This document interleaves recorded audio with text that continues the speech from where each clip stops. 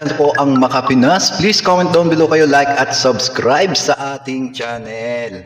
Dahil bago pa lang ang ating channel na ito, tulungan niyo po ako na mag-subscribe at i-like ang ating comment down below kayo para meron tayong mga pa-shoutout dito. At ang ating ngayong pag-uusapan ngayong gabi ay si Willie Revillame at ang pagbigay o paglabas ng warrant of arrest kay Roque, no? Yan ang ating pag-uusapan ngayong gabing ito. Please po, comment down below na kayo at like, subscribe. Yan.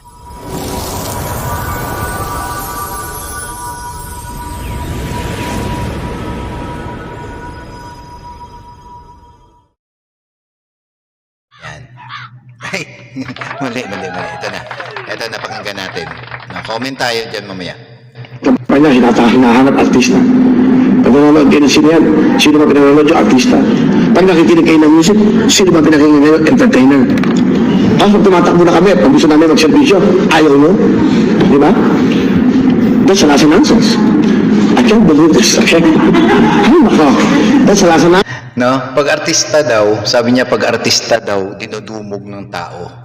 Tapos ngayon, dahil sa tatakbo siya bilang tawag dito, yung mamumulitika o sa politika, tatakbo siya. Bakit daw ayaw na ng mga tao? Alam niyo kung bakit? Yung pinakita na ugali ni Willie hindi maganda sa tao. Kitang-kita naman eh, di ba? Naalala ko yung inakbayan niya yung isang lalaki. Nagpa-picture, okay sa kanya yun. Tapos yung pangalawa, medyo hindi. Yung pangatlo, dumaan yung matanda. No? Sabi niya lang, lumayo siya at sabi niya, bigyan nyo ng damit yan. Oh, di ba? Sabi niya doon sa bodyguard niya. Kaya doon pa lang, kitang-kita sa video na talagang pakitang tao lang yung ni Willie. No? Pakikisama niya sa tao. Hindi totoo. No? Hindi totoo. Kaya, tingnan nyo sinabi niya dito Ulitin natin. Ulitin na natin. Music, sino ba pinakikinig ngayon? Entertainer. Tapos pag tumatakbo na kami, pag gusto namin mag-servisyo, ayaw nyo. Di ba? That's a last nonsense. I can't believe this, okay? Ay, nako. That's a last nonsense, everyone. Buhay. Welcome back to the channel, Professor Jason X here, where I talk about anything and everything. So, Willie Revillame naiyak daw dahil sa resulta ng election. Video, sabi ni Willie, he can believe na palagi nating hinahanap ang celebrities or entertainers. Tapos, pag tumatakbo na sila, pag gusto na nila magserbisyo, ayaw daw natin. And that's a lot of nonsense. With all due respect, Sir Willie, hindi po lahat ng butante naghahanap ng artista. Marami din naman mga politiko na nairaraos ang kanilang campaign without fanfare. At saka wala namang pumipigil sa kagustuhan yung tumulong In fact, very admirable lahat ng mga tulong na ginawa ninyo with all the shows you have done in different network stations. Ang problema kasi is wala siyang clear na plataforma. Kita mo yung kambungan niya or yung attitude niya in this election. Sabi niya, di niya need gumawa ng batas. Isip yung tanong na yan. Ikaw, ano sa tingin mo batas na gagawin? Tatali ko sa'yo. Ikaw, baka may suggestion ka. Hindi po ako sinagot. Hindi, ikaw ba kasi isa kang mga mayang Pilipino. Ano ba sa tingin mo dapat na batas na gawin mo para sa mga kamutayan? Ang dami niya rin videos na nag-circulate na Diba? Tatakbo siyang senador, wala siyang alam. Bago ka tumakbo ng senador, alam mo dapat plataforma mo. Kasi yan ang pagbabasihan ng tao. Diba, Willie? Sabi mo hindi ka tatakbo, pero bakit tumakbo ka? Napilitan ka. Dahil gusto mo rin ng popularity bilang politiko. Dahil sa buong akala mo, mananalo ka talaga bilang isang artista na politiko. Hindi lahat. Matalino na ang tao ngayon. Kung ayaw sa'yo talaga. Kahit mamigay ka pa ng milyones. Diba? Alam mo kung bakit? Sa ugali, nakikita Diba? Pero kung maganda ang ugali mo, mayaman ka pa, magaling ka pa, diba? Yung simpatya mo talaga sa mga mayang Pilipino. Pero kung pakitang tao lamang, naku po, hindi talaga pwede. Hindi talaga magwawagi yan sa eleksyon, no? Kaya sabi niya, nung naging artista siya, ang daming taong lumalapit sa kanya, no? Parang proud sa kanya. Pero bakit nung tumakbo na siya politiko? Wala na. Pinapakitaan mo kasi ng hindi maganda ang tao. Kitang-kita naman din talaga. Mamibigay ka ng t-shirt, nandito na sa harapan mo. Pupunta ka pa sa malayo. Diba? Yun ang pinaka yung hindi talaga magandang gawain. Diba? late na naiinis siya during campaign. Ayan o, ayan sasabi ko, yung kamay, inato niya, tapos magkapasan niya ng gabi. And gusto niyang gawing part-time ang Diba? Ginanyan yung pa yung kamay ng isa. Ayan o, kikita naman yan eh. O, ayan o. O, dandahanin natin O, ayan o. Ang daming tao dito sa harapan, bakit hindi niya bigyan? Diba? Anong nangyayari dyan? Ayaw niya bigyan o. Suplado. Ay, nako, Willie, mukhang hindi niya gustong ginagawa niya. Nakalagay pa dyan sa caption si Willie daw pa, mukhang hindi niya gusto ang ginagawa niya. Pero galit na galit siya ang layo ng ginagawa nila ni Senador Trillanes. Diba? Yan ba ang gustong tumakbong senador? Makikita na, suplado na. Suplado, hindi ka pa nananalo, ganyan ka na. Ito yung nasa mga malapit na yan, yung mga kamay na yan, nag-iisip na yan. Pag hindi mo ako binigyan mamaya ng t-shirt na yan, wala kang boto sa akin. Diba? Susungitan mo yung tao, dapat ikaw yung humihingi ng boto sa tao. Susungitan mo. Kitang-kita yan ano natin, play natin yan pakita natin. ang dami niya ring videos na nag-circulate na naiinis siya during campaign. Ayan parang kinala niya yung kamay. Sabi ko babada. Tapos sinagis niya. Ang daming na. And gusto niyang gawing part-time ang pagtatrabaho niya as a senator. Kung kayo po ay nanalo bilang senador, Ito. yung show nyo, will you still do that every day? Kasabay? Na, di ba, sa Senate, Ano, what I heard is Monday, Tuesday, Wednesday. Di ba? So, misa baka May session day. Meron akong Thursday, Friday, Saturday na sa show. Like Senator Soto. Kung ganyan palang tumatakbo ka pa lang, Part-time? ganyan na yung sistema mo. What more, kapag ka full-time ka na or ikaw ay nanalo ng senator. The problem here is yung lack of clear platforms and specific projects na gagawin niya, which should have been the reason and center as to why you are running. Tama. Isa sa mga nagustuhan ko sa halalan ngayon is nagkaroon ng character improvement yung mga tao. Nagkaroon ng konting critical thinking, marunong na mag-isip. You wanna know why? Partial and unofficial results ng halalan 2025 ang ilang kilalang celebrities gaya nila Willie Revillame, Bong Revilla, Philip Salvador, Jimmy Bondoc, Diba? at Manny Pacquiao. Mautak na ang mga tao ngayon. Hindi na Si Philip Salvador nanalo ba? 'Di ba? Sa sobrang yabang niya sa tao, hindi ka pa nananalo, mayabang ka na. Kitang-kita naman din. Maging simple, no? Maging simple lang kung ano lang ang dapat gawin. Kaya lang pinakitaan nila ng hindi maganda ang mga tao. Ayan, puro kayabangan ang nauna. 'Di ba? hindi na uubra yung gusto lang tumulong, catchphrase, pasayaw-sayaw, budots, or basta may mukha, celebrity, ganyan na Yabang, hindi mo alam mo uubra na yun. You have to be specific, ano ba talaga yung plano mong gawin? What's your platform? How can you improve the lives of your voters? So guys, what can you say about this video? Let's have a respectful conversation. Put it down in the comments below. As always, thank you so much for watching. Subscribe. I'll catch you. Nakahiya siya. Ito kay Harry Roque naman. No, pakinggan natin dito tayo mag-uumpisa. Dito kasi pinutol ko 'to Ayan. Hindi ba yata? Ayan. Report! Sa kapapasok na balita, mga kaserbisyo, nagpalabas ng warrant of arrest ang Angeles Regional Trial Court sa Pampanga laban kay Attorney Harry Roque at Cassandra Ong sa kaso ng human trafficking na may kaugnayan sa operasyon ng Pogo. Antabayanan ang iba pang detalye kaugnay na balitang yan dito sa Teleradyo Serbisyo at Radyo sa Istrenta. May warrant of arrest na si Harry Roque. Ito papakita natin Ayan Harry Roque. Meron tayo ginigipit daw siya, nakalagay dito panggigipit lang kay Roque. Ginigipit daw si Roque doon sa pagbigay ng warrant of arrest. May kaso ka naman talaga diba? May kaso ka naman talaga na dapat harapin. Kaya lang nagtago ka. Ayan ay pagkikipit sa akin dahil sa aking political na paninindigan, dahil sa aking walang tinag na pagsusuporta sa mga Duterte, at naniniwala po ako na ito ay dahilan para magpalakas pa dito sa aking aplikasyon sa asylum dito po sa bansang Netherlands. So ako po uulitin ko, gagawin ko po ang lahat ng remedyo sangayon po sa ating batas para mapawalang bisa itong impormasyon laban sa akin for qualified trafficking. At inuulit ko po ha, wala po akong kahit sinong re-recruit at wala akong kahit anong ebidensya sa patunayan batan. mo. At ang tanging dinidiin nila laban sa akin ay yung pagiging abogado ko. Pagpa-follow up, pagsisiguro na ang operasyon na umuupa sa kumpanyang aking kliyente ay legal.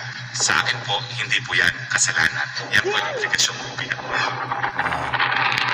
yan, ginawa ni sa Di ba? Human trafficking ang kanyang kaso.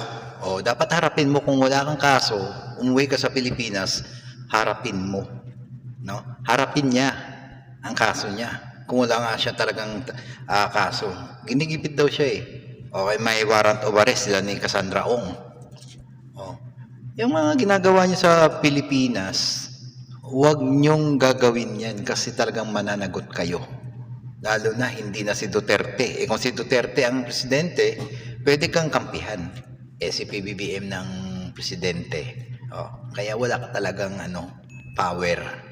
Oh, harapin mo ang kaso mo, Harry Roque, para malaman kung ano ang totoo. Bakit ka magtatago? Wala ka palang kaso. 'Di ba?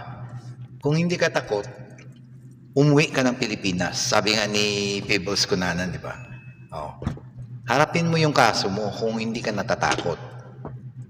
Patunayan mo na wala kang kasalanan. Oh, di ba? Human trafficking, ang laking kasalanan din 'yun.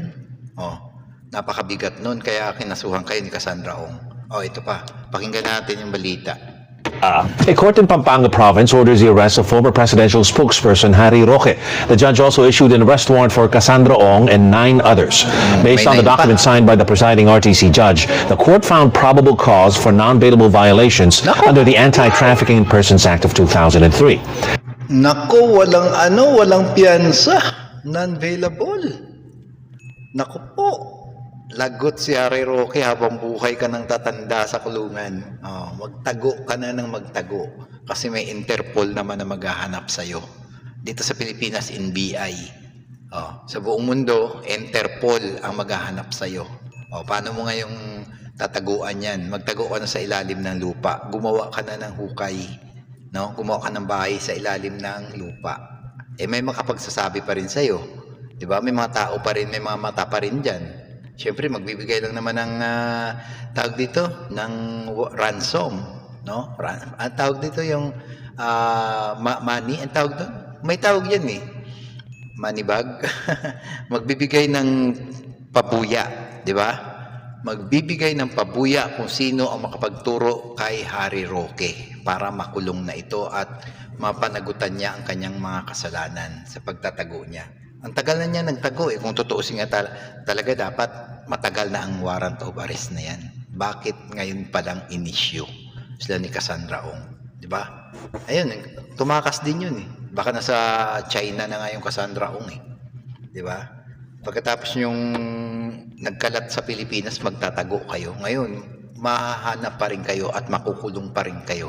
Pagbayaran nyo dapat ang dapat pagbayaran. Di ba? Oh. Sabi dito, ulitin natin sa mga hindi pa nakakarinig sa hindi pa nakita yung video ito na.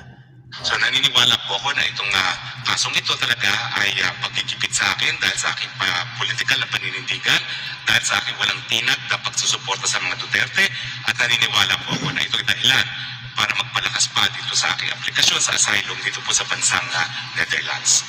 So ako po uulitin ko, gagawin ko po ang lahat ng remedyo sangayon po sa ating batas para mapawalang bisa itong impormasyon laban sa akin for qualified trafficking. At inuulit ko po wala po akong kahit sinong re-recruit at wala akong kahit anong ebidensyong sabuatan, at ang tanging dinidiin nila laban sa akin ay yung pagiging abogado ko. Pagpa-follow up, pagsisiguro na ang operasyon na umuupa sa kumpanyang aking kliyente ay legal. Sa akin po, hindi po yan kasalanan. Yan po yung obligasyon ko bilang Di ba? Hindi na marinig kasi hindi na marinig. Abogado, ang gusto mo nga is kukuha ka ng abogado para legal ang lahat ng mga hakbang na gagawin ng mga kliyente. So, huwag po kayong mag-alala. napakadami pa pong remedyo na ating gagawin at samantala po ay talaga naman pong habang nakabinbin ang ating petition for asylum, hindi po sila magtatagumpay na ako po ay i-extradite pabalik ng Pilipinas dahil sa ayon po sa tinatawag na right to non-refuma sa ilalim ng international law, hindi po ako po pwedeng ma-deport back sa Pilipinas hanggang hindi matapos yung desisyon ng bansang Netherlands kung ako nga po ay bibigyan ng asylum o hindi.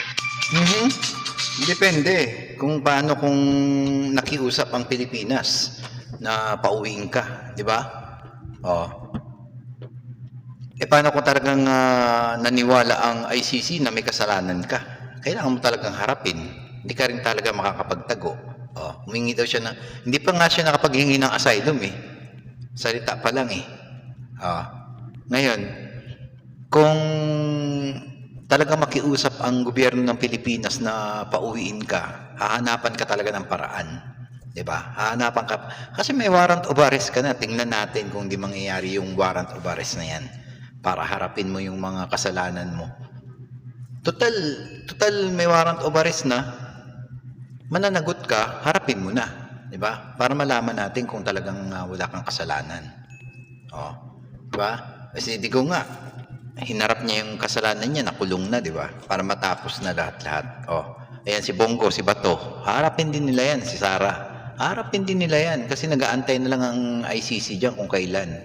Diba? Hindi na kayo makakaligtas. Kawawa naman. The Department of Justice had filed qualified human trafficking and regular human trafficking cases against Roque for his alleged involvement with the raided Pogo hub Lucky South 99. Prosecutors alleged Roque acted not just as a lawyer but also as a supposed representative of the Pogo. Roque left the Philippines in September after being cited for contempt for refusing to attend House hearings. He is seeking asylum in the Netherlands. Diba? Kahit sino pa ang magkakasala dito sa Pilipinas, kailangan talaga managot. Ibig sabihin, gumagana talaga ang judicial natin dito, di ba? Kasi naglabas na sila, nag-release na ng warrant of arrest sa kay Cassandra Ong tsaka kay Harry Roque. Mapipigilan pa ba nila yan? May warrant of arrest na. Pag ito ay nagtago sa dahig, siyempre mga kapulisan dyan magko-cooperate na rin para mahuli to si Harry Roque. Paano kung makiusap ang gobyerno ng Pilipinas, na itong tao na to ay fugitive to. Nagtatago na ito, tumatakas na ito sa bansang Pilipinas. Hindi naman siya taga dyan. Tapos tatago-tago siya dyan. Siyempre, magkakaroon ng hindi magandang ehemplo ang dahig kung nagtatago sila ng tao na katulad nito ni Harry Roque. Diba? Ibig sabihin, kung lahat ng mga masasamang tao dyan magtago sa dahig, madudungisan ang bansa nila. At kung hindi nila kayang ipahuli ito si Harry Roque na habang buhay magtago dyan sa dahig, parang yung nagbibigay rin sila ng pag-a-adaptation ng mga kriminal o mga katulad nitong nagtatagong tao, di ba? Kaya kailangan talaga mahuli na ito. Bigyan din nila ng kahalagahan ang gobyerno ng Pilipinas na sa warrant of arrest ay mapauwi na si Roque, no? Sana mapawalang bisa itong hinihingi niyang asylum sa dahig. Kasi talagang makukulong na ito eh. Matagal itong nagtago, no? At ang yabang-yabang pa, di ba? Panay-panay ang TikTok nila ni Sara at pati yung si Hanilet, di ba? Yung bangag. O ngayon, pagbayaran mo ngayon yan sa kulungan, walang piyansa. Habang buhay kang makukulong, Harry Roque, sa ginawa mo. Diba?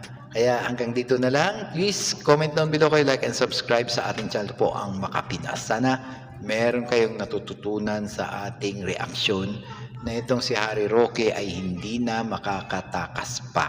Please mag-subscribe naman kayo, no?